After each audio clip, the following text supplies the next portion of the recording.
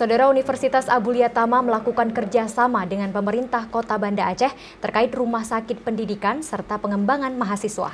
Nantinya selain mahasiswa, Fakultas Kedokteran Unaya belajar di Rumah Sakit Meraksa, juga diharapkan mahasiswa fakultas lain bisa magang di kantor pemerintah Kota Banda Aceh. Berikut informasi selengkapnya.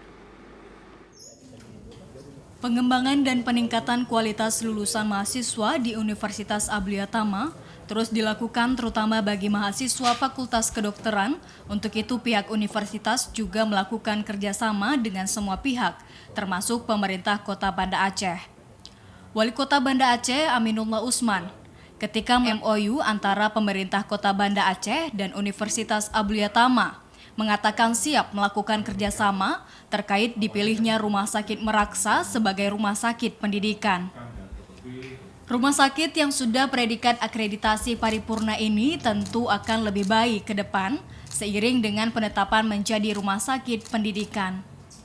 Bagi Meraksa akan menjadi suatu kekuatan baru, di mana setiap rumah sakit ini yang menjadi rumah sakit pendidikan kan diakui ini. Akan menambah kekuatan bagi rumah sakit Meraksa, dan kita harapkan kerjasama ini saling menguntungkan. Sementara itu, Rektor Universitas Abulia Tama, R. Agung Efrio Hadi PhD mengatakan dipilihnya Rumah Sakit Meraksa sebagai rumah sakit pendidikan karena lokasinya yang dekat dengan kampus dan akreditasi yang sudah paripurna. Universitas Abulia Tama dengan 23 program studinya, kami mengharapkan memang bisa bekerja sama untuk keseluruhan dengan pemerintah Kota Banda Aceh. Rumah Sakit Meraksa adalah salah satu rumah sakit pemerintah kota yang paling besar nomor 2 dibandingkan Rumah Sakit Zainal Abidin.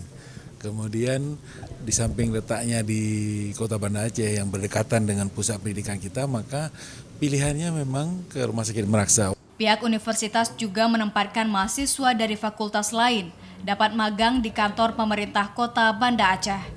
Tim Liputan TVRI Aceh melaporkan.